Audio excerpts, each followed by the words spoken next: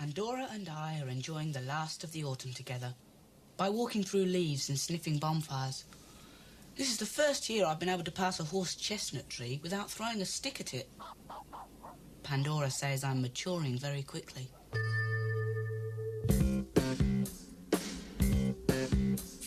My mother's heart and soul have gone halfway up the pole. My father's on the dole. My friend Bert is much too old, and his dog's beyond control. It's a proper rigmarole and a nuisance on the whole. I'm profoundly in love with Pandora. My poem has an intellectual theme.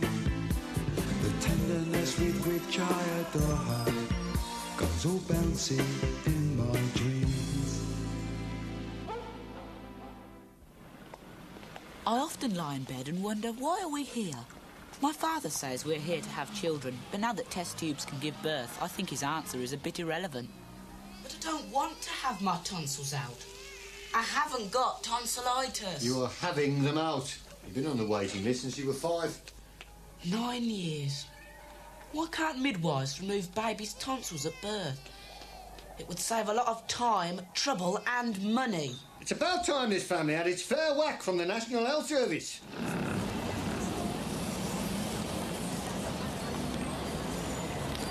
Don't see why you have to have new pyjamas and a dressing gown. You're only going to be in hospital for 4 days. My old dressing gown's got Peter Pan on it, that's why. And I'd look ridiculous in my Winnie the Pooh pyjamas. I suppose you've got a point there, Adrian. I never had Brian nylon pyjamas when I was a lad. I slept in 2 coal sacks stitched together.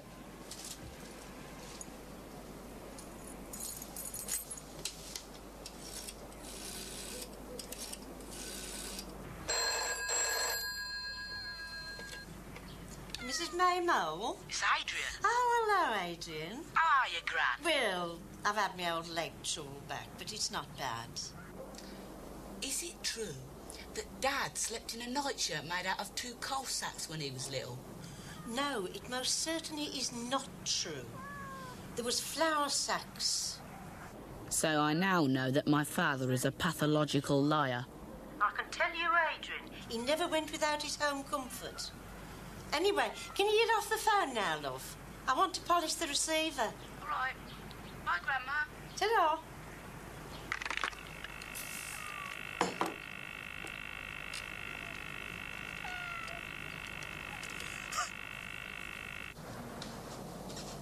Pandora's come to say a last goodbye before you have to go under the knife.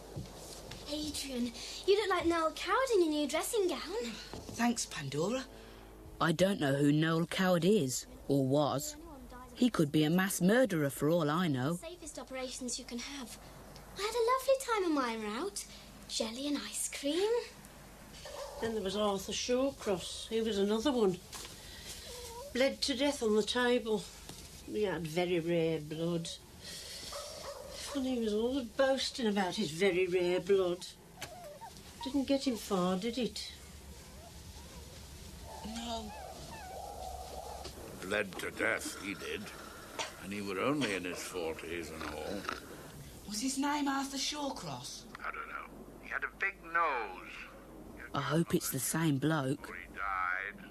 Anyway, good luck, lad. Thanks, Bert. And Daddy had a friend who didn't come out of the anaesthetic. He only went to have a cyst removed. So if you've got to be there. 2 p.m. Greenwich Mean Time. Here, take this with you. It belonged to poor Blossom. I've given it to wash. You ready, Adrian? Yes. Can we go?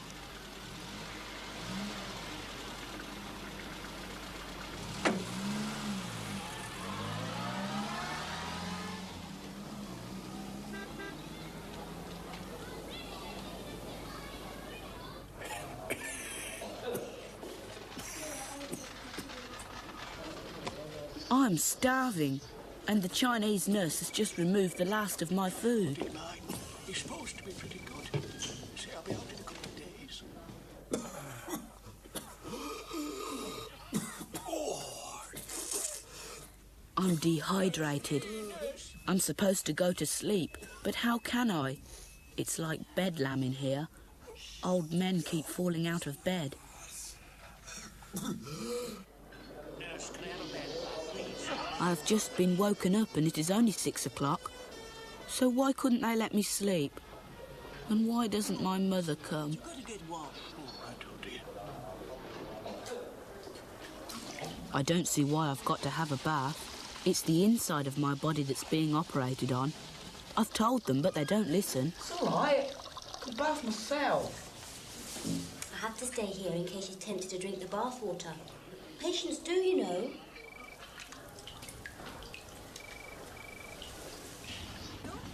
My mouth's completely dry. I shall go mad from thirst. Well, you're dressed for the part, love. You look like a lunatic. Mum, look after my diary for me, will you? But promise not to look at it. Promise. On the dog's life. You know how much that dog means to me. Why are they wearing Wellingtons?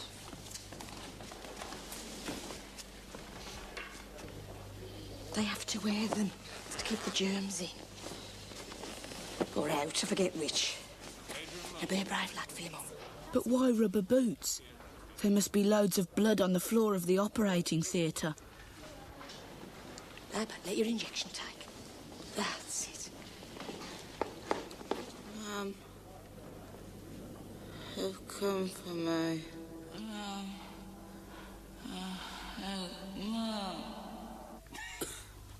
I'm in a torment of pain. Diary. Diary. Diary. Oh, diary. Stupid organiser bed. Can't find anything in it.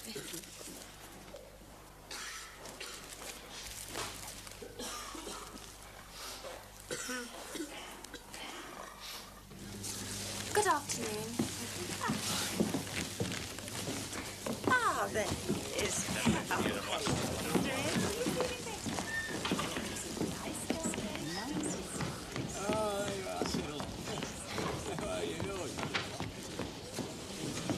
That's from our grandson. Well, we'll have to start saying a few words soon, you know. Your voice box will pack up. Oh, hello, Adrian. Little love. That nurse says you're a very difficult patient because you won't eat anything. So it's a good job I brought some more nice broth in with me, isn't it? Because they won't let you go home, you know, unless you eat something. Here's something to get your jaws round, son. Your favourite, salt and vinegar.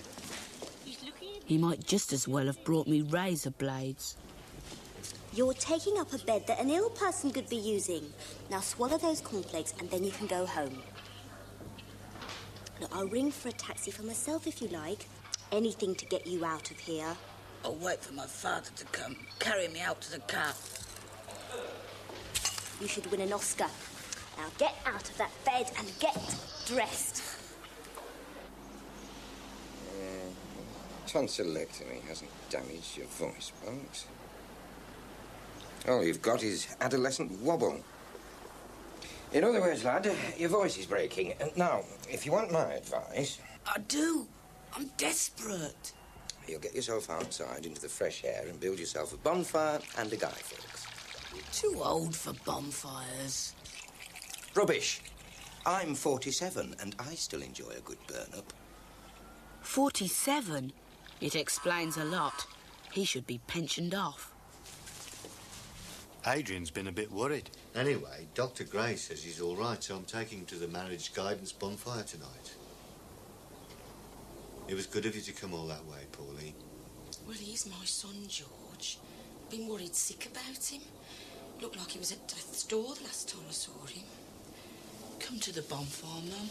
I can't, love. I've got to catch the train back. You could come for an hour, though, couldn't you? I can't. I said I'd get back.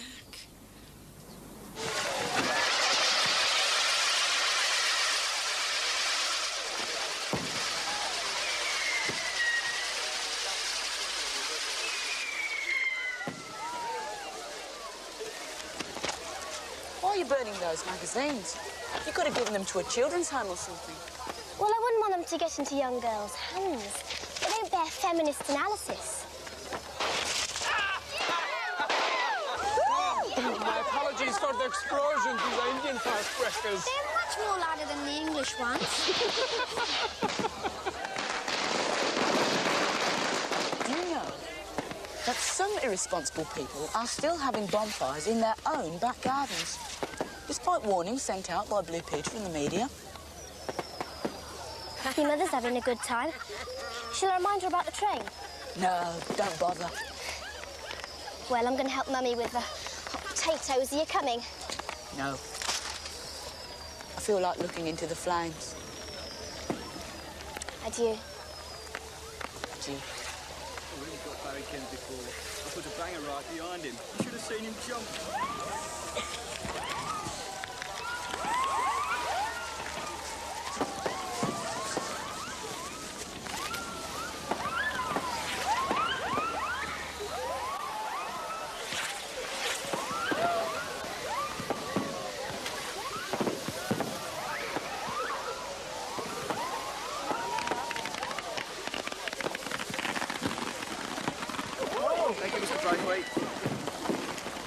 Hey, Nigel!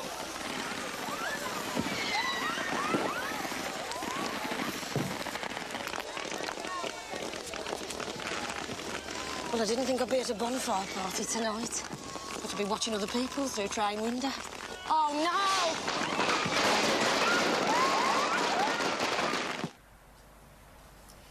no! Good night. Thanks for the party. Good night. Good night.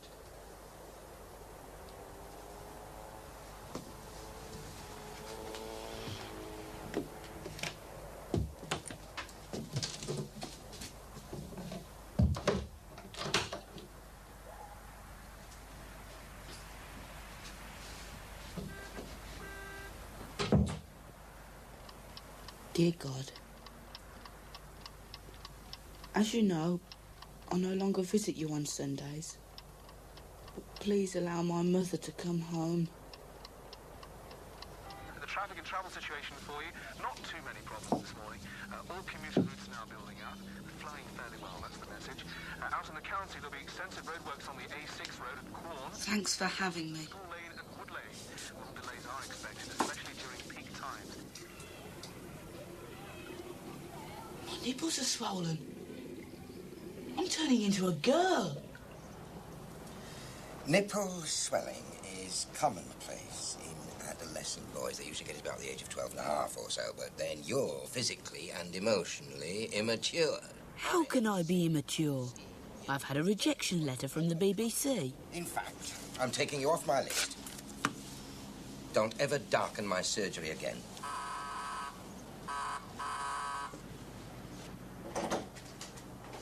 Surgery? I don't know why he calls it a surgery. He never does any surgery in it. He's gone fishing with the Society for Redundant Electric Storage heater salesman. Oh, no. Are you there, Mum? I can't hear you very well. Will you ask him to ring me back as soon as he comes in? It's quite urgent. Are you in London? Yeah. For the moment. Bye, love. Oh,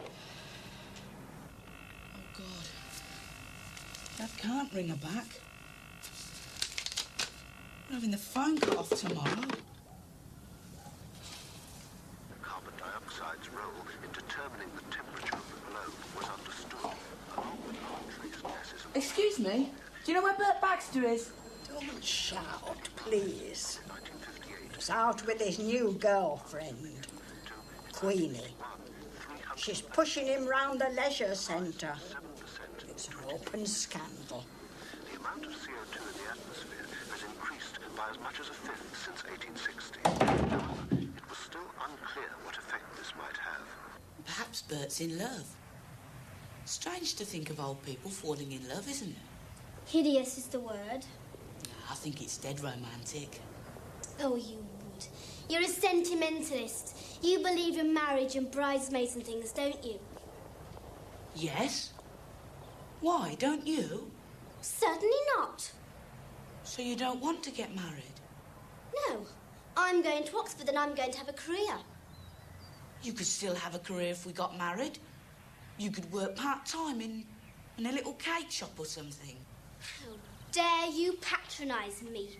Do you think I want to spend the rest of my days washing your foul socks and then putting on my overalls to stand behind a donut counter? I only said... You only said a lot, Adrian. My God, you're as sexist as the rest of them. The rest of who? Mankind!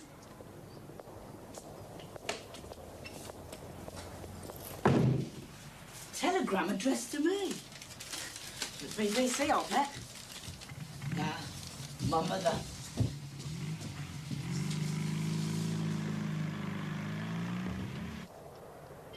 Adrian, stop coming home, stop. What does she mean, stop coming home, stop? How can I stop coming home? I live here.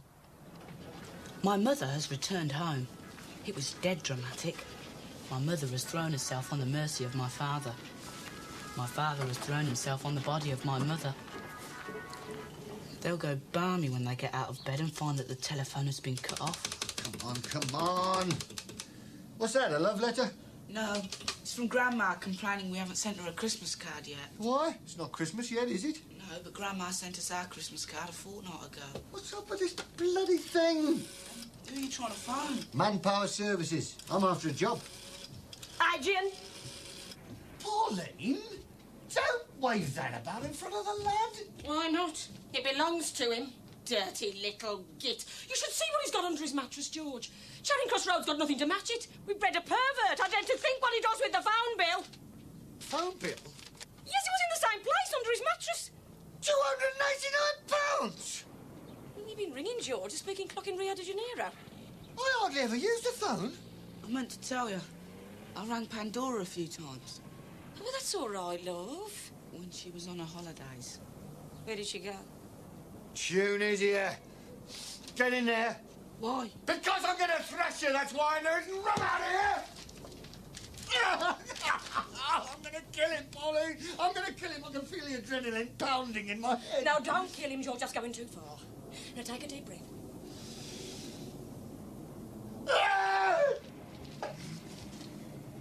Sit! Why did you do it? I wanted to talk to Pandora. I wanted to talk to Pandora. I wouldn't mind talking to Raquel Welch. I don't phone her up, do I? You don't know her, George? That's because she lives in Hollywood. And I live in England and I can't afford the phone bill, that's why. And how long have you been reading mucky books? I don't read them, I only look at the pictures. It's the pictures I'm worried about. £289.19. And there'll be 40 quid for reconnection. And a deposit of £40. How do you know? GPO woman told me. She rang me up yesterday. That's £369. No, George, no, George, no. It'd be a better punishment to make the tight-fisted sod cough up some of his building society savings. Now I will never be an owner-occupier.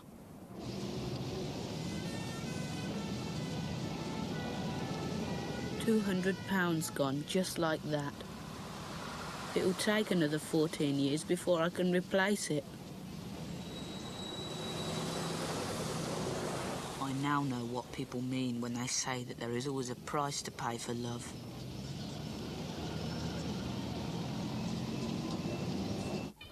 £190, £195, £200. So anyway, I got says I couldn't stand Bimbo anywhere near me. Treated me like a sex object, Adrian. And he cut his toenails in the living room. Well, I mean, it's not romantic, is it? It's a toenail flying around. Anyway, I'm very fond of your father. And I miss the dog as well.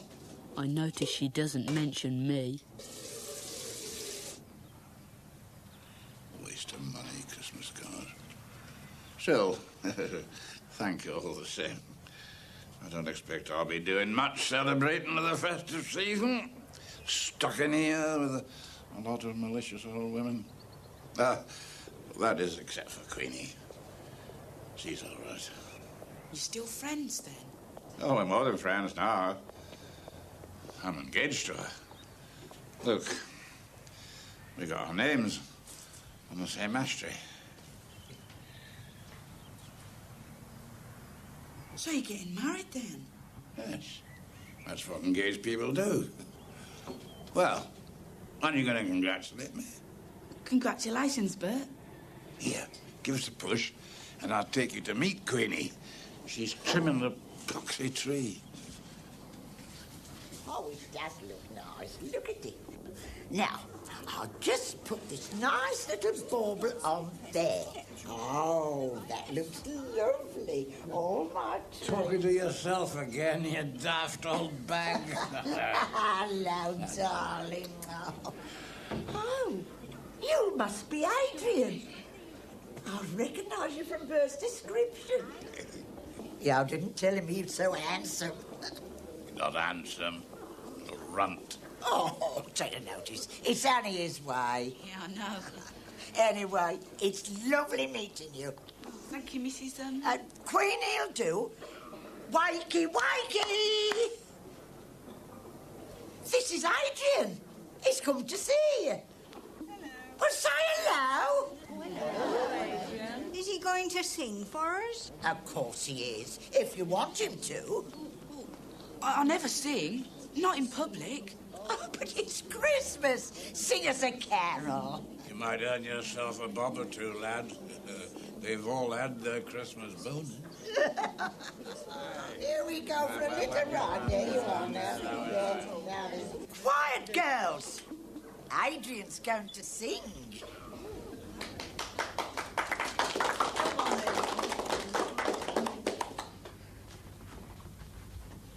Come on, get on with it. Silent night, holy night, all is calm, all is bright, round John Virgin, mother and child, holy infant, tender and mild, sleep in heavenly sleep, sleep in heavenly sleep. Time for lunch. Come along, ladies. I got my two. Come along, ladies. Ooh, thank you. Oh. There you are. Not a bad collection. No. Hope you have a nice Christmas day surrounded by your family and friends. And don't worry about Queenie and me stuck here all alone. Bert, I was wondering if you and Queenie would like to come round my house for Christmas Day. What about your mum? Oh, she'll be there already. No, I mean, wouldn't she mind? No, she's got a big turkey. Well, what do you think, girl? Well, it would be better than being in here surrounded by old people, wouldn't it, darling? Time for lunch. All right, we'll come. Come along, ladies. And tell your father to get some brown ale in. I can't drink that lager stuff he has. Tastes of ferret's piss. Come on, girl, let's go and have our lunch. Not bad. I made £2.11. I'll sing again tomorrow night. Outside, the Black Bull would be a good place. I'll wear my school uniform and remind all the drunks of their own children. It should be worth a few extra quid. I went to Marks and Spencer's to buy Pandora's Chanel No. 5, but they hadn't got any, so I bought her an underarm deodorant instead. I badly want a racing bike for Christmas. It's time I was independently mobile.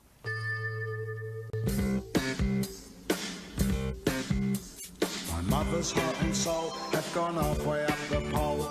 My father's on the dole, it's a proper rigmarole. My friend Bert is much too old, and his dog's beyond control. Though it sometimes seems they're droll, it's a nuisance on the whole. I'm profoundly in love with Pandora. My poem has an intellectual theme. which I adore goes all bouncing in my dreams. The tenderness with which I adore goes all bouncing in my dreams.